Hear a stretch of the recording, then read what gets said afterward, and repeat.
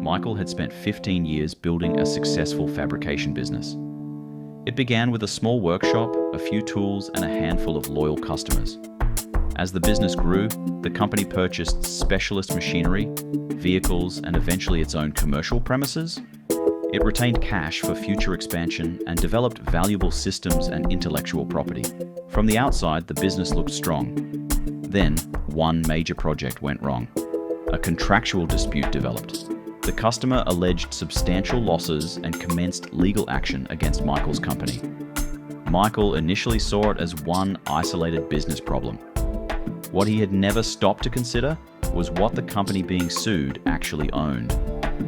The company taking the day-to-day business risks also held nearly everything of value he had accumulated over 15 years. The machinery, the vehicles, the cash, the intellectual property, and even the business premises.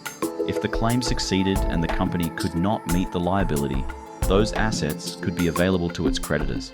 The legal claim was the immediate problem.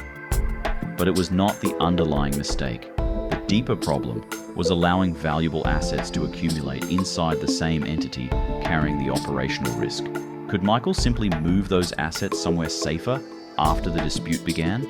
That is not a reliable solution. Transfers made when a claim is known, insolvency is developing, or creditors may be defeated, can be challenged, and potentially reversed.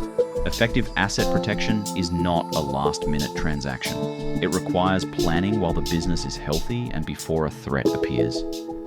Depending on the circumstances, that planning may include separating appropriate assets from the trading entity, reviewing guarantees and security arrangements, maintaining suitable insurance, and ensuring that any structure works commercially, legally, and for tax purposes. There is no single structure that suits every business, but every established business owner should be able to answer one question. What does the entity taking my business risks also own? If the answer is almost everything, it may be time to review the structure.